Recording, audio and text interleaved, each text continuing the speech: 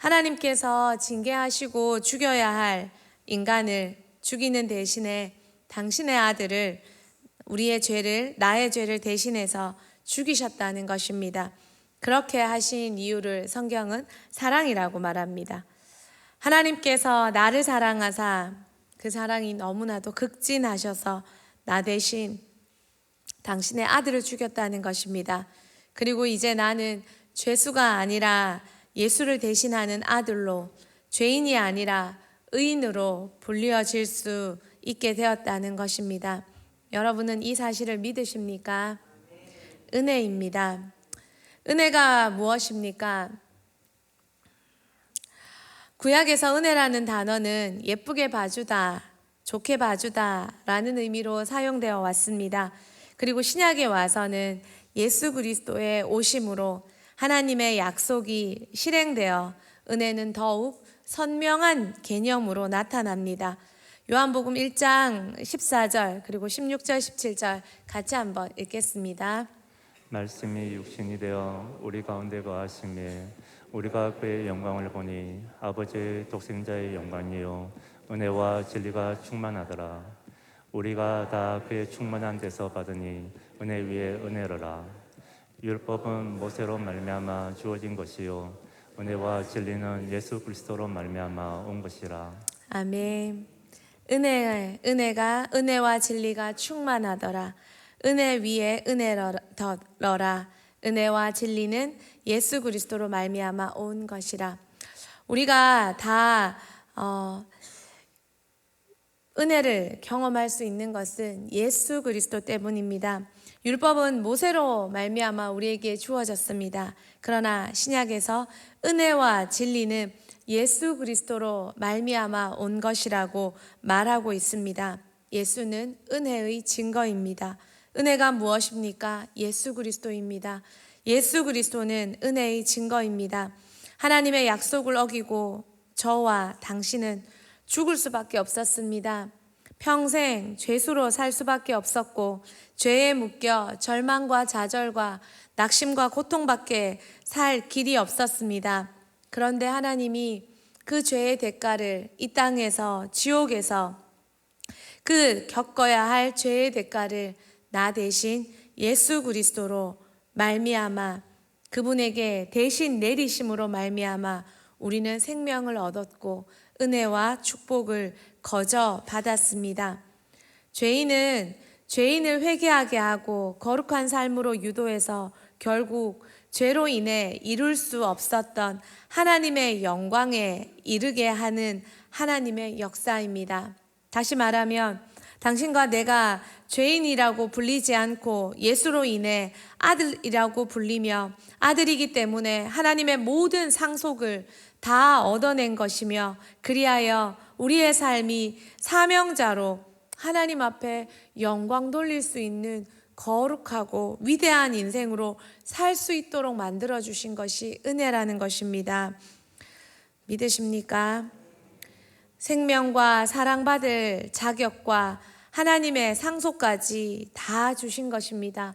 그래서 은혜 위에 은혜라고 표현합니다. 지금 우리가 꿈을 꾸고 지금 우리가 이곳에 앉아 아들의 신분으로 예수 이름으로 기도하고 또 기도하면서 축복을 기대하고 기도하면서 저주를 기대하는 사람이 누가 있겠습니까?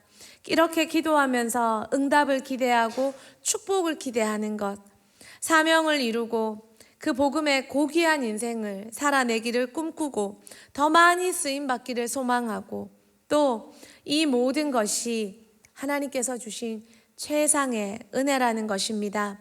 우리는 죄로 인해 사형언도 받았습니다. 가끔 뉴스에 끔찍한 죄악으로 사형을 언도받은 죄인들을 볼 때면 받아 당연하지, 왜 우리나라엔 사형 제도를 집행하지 않는 거야 라며 푸념하는 사람들의 소리를 듣습니다.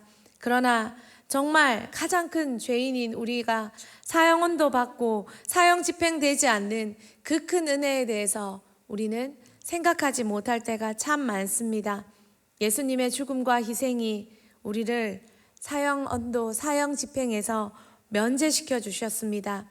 하나님의 결단, 하나님의 약속, 우리에게 주실 죄인이라는 팻말 대신 생명과 은혜로 그 팻말을 바꾸어 주셨습니다. 로마서 8장 16절 17절 말씀 다 같이 읽겠습니다.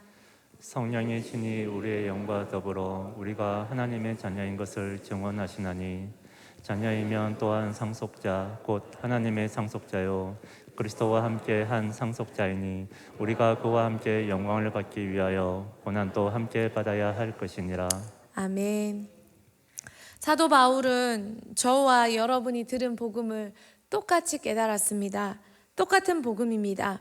그런데 사도 바울에게 이 복음은, 깨달은 복음은 너무 크고 위대해서 그는 복음을 위해 그가 당하는 고난을 조금도 억울하게 여기지 않았습니다. 또한 그 고난 뒤에 하나님께서 주실 상상할 수 없는 영광도 함께 오고 있다는 것을 그는 믿었습니다.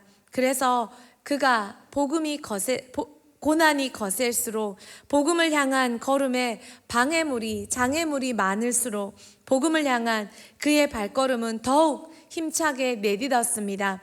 그래서 바울이 깨달은 복음의 크기는 그가 복음을 위해 한 수고와 복음을 위해 드린 헌신을 가능하게 만들었습니다. 바울이 깨달은 복음과 여러분과 제가 깨달은 복음의 차이는 무엇일까요? 똑같은 복음인데 왜 그가 내딛는 발걸음과 우리가 내딛는 발걸음에는 이렇게 차이가 클까요? 복음은 큰 은혜임을 사도 바울은 크게 깨달았기에 어떤 고난도 어떤 어려움도 그에게는 방해물이 장애물이 되지 못했습니다. 은혜와 쓴뿌리입니다. 은혜를 깨닫지 못하고 우리를 방해하는 존재가 있습니다. 은혜를 깨닫지 못하게 하고 더럽히고 멀어지게 하는 방해물이 내 가슴 속에 숨어 있습니다. 그것이 바로 쓴뿌리입니다. 히브리서 12장 15절 말씀 같이 읽겠습니다. 너희는 하나님의 은혜에 이르지 못하는 자가 없도록 하고 또 쓴뿌리가 나서 괴롭게 하여 많은 사람이 이로 말미암아 더럽게 되지 않게 하며. 복음을 깨닫고 은혜를 받으면 모든 게 사도 바울처럼 끝장납니다. 정말 모든 게 멋지게 이루어질 수 있습니다. 그런데 쓴뿌리는 우리가 받은 복음을 더럽힙니다. 은혜를 가립니다. 그것이 나에게만 그러는 게 아니라 나를 통해 다른 이들에게까지 흘러가게 만듭니다. 그래서 우리는 이 쓴뿌리를 제거하고 은혜 위에 은혜에 더 굳게 서 있어야 합니다. 우리가 복음도 깨달았고 은혜도 깨달았는데 하나님께서 우리를 쓰지 못하심은 아직까지 제하지 못하는 쓴뿌리가 남아있기 때문은 아닐까요? 복음이라 해서 다 같은 복음이 아닙니다. 복음을 가리우는 은혜를 막는 그 존재가 우리 가슴에 남아 있습니다. 그것이 쓴뿌리입니다. 여러분은 그것을 발견하셨습니까? 저는 어젯밤에 아주 재미있는 경험을 했습니다. 지금까지 설교를 이렇게 해오지만 설교가 참 부담스럽고 힘들고 정말 어려운 건 진짜 맞습니다. 그런데 어젯밤에 말씀을 준비를 하는데 정말 처음 이런 마음이 들었습니다. 아, 하기 싫다. 근데 정말 단 한 번도 설교를 앞두고 너무 부담스러워서 너무 그 사명이 과해서 도망가고 싶다 그런 표현으로 하기 싫다는 건 있지만 정말 그 의미가 아닌 그냥 게으름이 묻어있고 나태가 묻어있고 교만이 묻어있는 그런 하기 싫다라는 마음이 내 속에서 이렇게 올라오는 걸 봤습니다. 그러면서 화들짝 놀라기도 하고 참 무섭기도 하고 그러면서 또 한 가지 생각 드는 것이 내 마음의 쓴뿌리였습니다. 어떤 쓴뿌리? 저 안에는 이렇게 말하면 자꾸 여러분이 자꾸 너무 착하셔가지고 내 아이가 내 자식 아이가 자꾸 제가 이런 간증을 하면 자꾸 그런 생각을 하실까 봐 아닙니다. 여러분이 생각하는 그 어떤 사람도 아닙니다. 어떤 제 안에 참 답답하다. 좀 더 나아가면 괘씸하다. 어떻게 저럴 수 있지?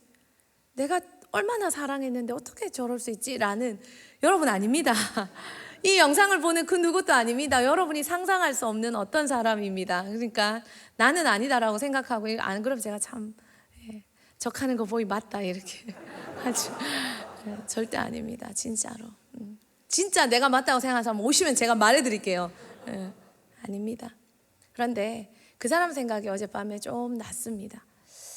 갑자기 문득, 정말 잊고 살았는데 문득 어젯밤 늦게 갑자기 그 사람 생각. 그런데 내 마음에 그래 맞아 그러면 안 되지. 와 정말 너무한데? 라는 생각이, 감정이 잠시 제 가슴 속에 흘러 들어왔습니다. 그러고는 또 그 생각에 빠졌습니다. 참 많은 시간이 흘렀는데 해결되지 않은 한 사건이요, 한 사람이었습니다. 하나님 그건 어떻게 생각하세요? 제가 내치도 들어가 듣고 때로는 강의하기도 하는데 내 안에 이거는 라는 생각들이 정말 많이 들었고, 그 뒤에 설교 준비해야지, 기도해야지 하는데 제 마음에 들었던 마음이 하기 싫다. 메마른 마음, 강팍한 마음. 그리고 깨달은 게 이게 쓴뿌리였구나. 나의 쓴뿌리였구나. 어떤 쓴뿌리? 은혜를 깨닫지 못하게 하는 쓴뿌리. 나도 죄인인데, 나도 용서받았는데, 나는 하나님 앞에 더 괘씸한 자인데, 더 참 얼굴 들지 못하는 그런 자인데, 내가 한 사람의 작은 허물을 가지고 참 오랜 시간 붙잡혀 있는 이게 나의 쓴뿌리구나를 새벽 4시에 깨달았습니다. 그리고 4시부터 설교가 준비되어졌습니다. 은혜 위에 굳게 서 있어야 합니다. 진짜 은혜 위에 굳게 서 있어야 합니다. 깨어있지 않으면 훅훅 넘어갑니다. 히브리서 13장 9절에 이런 말씀이 있습니다. 여러 가지 다른 교훈을 끌이지 말라. 마음은 은혜로서 굳게 함이 아름답고 음식으로서 할 것이 아니니 음식으로 말미암아 행한 자는 유익을 얻지 못하였느니라. 다른 어떤 교훈이나 음식, 다른 것들이 아니라 은혜로서 여러분의 마음에, 인생에 굳게 서 있어야 됩니다. 사도 바울은 육체의 가시도 은혜로 해석했습니다. 하나님께서 사도 바울에게 육체의 가시에 대한 응답, 내 은혜가 내게 족하다라고 했을 때 그것을 사도 바울은 은혜로 받아들였습니다. 사도 바울이 복음을 위해서 기도했습니다. 자기가 잘 살려고, 자기가 잘 먹고 잘 살려고, 또 자기가 편한 인생 살려고 하나님 앞에 구한 것도 아니었습니다. 또 사도 바울이 그 나이에 장가 잘 가려고 이 육체의 가시를 없애달라고 하는 개인적인 요청도 아니었습니다. 복음 잘 전해달라고, 누가 말하는 대로 이게 간질이면 복음 전하다가 그가 간질 발작을 할 때 그의 모습은 얼마나 처참합니까? 이것이 안질이라면 그것이 얼마나 지저분하고 듣는 이로 하여금 그의 옆에 가기 싫도록 만들겠습니까? 사도 바울이 복음 잘 전하려고 육체의 가시를 내게 없게 해달라고 하나님께 구했습니다. 그런데 하나님께서 그것이 족하다라고 말씀하셨을 때 사도 바울은 이것을 그대로 받아들였습니다. 그 은혜가 내게 족하구나. 고린도후서 12장 9절 말씀입니다. 나에게 이르시기를 내 은혜가 내게 족하도다. 이는 내 능력이 약한 데서 온전하여 짐이라 하신지라. 그러므로 도리어 크게 기뻐함으로 나의 여러 약한 것들에 대하여 자랑하리니 이는 그리스도의 능력이 내게 머물게 하려 함이라. 내 은혜가 내게 족하다. 약한 데서 온전하여 짐이라는 하나님의 설명을 그는 그대로 받아들였습니다. 복음을 위해 자신의 능력 많잖아요. 능력으로 살지 않고 하나님 없는 인생이 되지 않게 해주시려는 하나님의 은혜의 방편이라는 걸 그는 깨끗한 마음으로 받아들였습니다. 그리고 가시 앞에서도 은혜로 해석했습니다. 어떤 상황에서도 은혜로 설 수 있는 것, 그것이 바울의 복음의 크기였습니다. 여러분과 저의 은혜의 크기는 어느 수준입니까? 어느 사이즈입니까? 고린도전서 15장 10절 말씀 한 번 더 같이 읽겠습니다. 그러나 내가 나 된 것은 하나님의 은혜로 된 것이니 내게 주신 그의 은혜가 헛되지 아니하여 내가 모든 사도 내가 한 것이 아니요 오직 나와 함께 하신 하나님의 은혜로라. 어떤 상황에서도, 어떤 고난에서도, 어떤 터널에서도, 어떤 사건 앞에서도 하나님 앞에 그렇게 고백할 수 있는 저와 여러분 되길 소망합니다. 마지막으로 은혜와 감사입니다. 은혜는 감사로 나타납니다. 유럽에서 은혜라는 단어는 감사의 동의어로 사용됩니다. 발음이 이상해도 용서하시고 들어주세요. 자막을 준비를 못했어요. 불어에서 멜시, M-E-R-C-I, 예, 멸치, 예, 멜시, 예, 라고 하고, 이태리어에서는 그라지에라고 하고, 스페인어에서는 그라시아스라고, 예, 죄송합니다. 자막을 못해가지고, 라고 합니다. 근데 하고 싶은 말은 이 은혜라는 단어가 감사라는 단어와 동의어로 사용된다는 것입니다. 그리스어 성경에서 은혜 받자라는 구절을 감사하자라는 동의어로 사용되고 번역되고 있다고 합니다. 은혜로 사는 사람, 그 사람에게는 감사가 따라옵니다. 모든 것이 은혜니 모든 것이 감사로 여겨진다는 것입니다. 우리는 복음을 위해 살기 때문에 모든 것이 만사형통해야 된다고 생각할 때가 많습니다. 그러나 아닙니다. 복음을 위해 사는 사람들은 복음을 위해 모든 것이 만사형통으로 여겨지는 것입니다. 사도 바울처럼 말입니다. 어떤 가로막힘도 어떤 장애물도 복음을 위해 사는 사람에게는 그 어떤 장애물도 어려움도 만사형통으로 가는 그 길에 하나님의 은혜로 보여진다는 것입니다. 사도 바울이 가시를 은혜로 여겼습니다. 요셉에게 보디발의 아내의 유혹도 결과적으로 형통의 한 부분이 되었습니다. 보디발의 아내 때문에 감옥이 옮겨지고 그 감옥에서 요셉은 많은 정치인들을 만나 정치를 배울 수 있었다고 성경은 해석은 설명해 줍니다. 은혜를 아는 사람은 감사를 아는 사람입니다. 어떤 순간도 내가 죄인이에서 의인 되었고 죄수에서 아들 되었다는 것을 기억할 때 감사로 그 상황을 뛰어넘을 수 있습니다. 하나님께서 우리에게 주신 약속은 예수 그리스도를 보내신 것입니다. 아담의 약속의 파괴, 죄의 대가, 그것을 우리가 지불하지 않고 예수님께서 지불하도록 만드셨습니다. 그리고 이 모든 것을 사랑이라는 이름으로 우리에게 베푸셨습니다. 여러분은 이 모든 것이 은혜인 줄 알고 입술에 감사로 여러분의 삶을, 고난을, 사건을, 상황을, 현실을 걸어가고 계십니까? 하나님의 사랑 앞에, 은혜 앞에 감사로 반응할 수 있는 우리가 되기를 정말 간절히 소망합니다. 요한복음 3장 16절 우리 같이 한 번 더 읽도록 하겠습니다. 하나님이 세상을 이처럼 사랑하사 독생자를 주셨으니 이는 그를 믿는 자마다 멸망하지 않고 영생을 얻게 하려 하심이라. 아멘. 우리 은혜 찬양 같이 하겠습니다.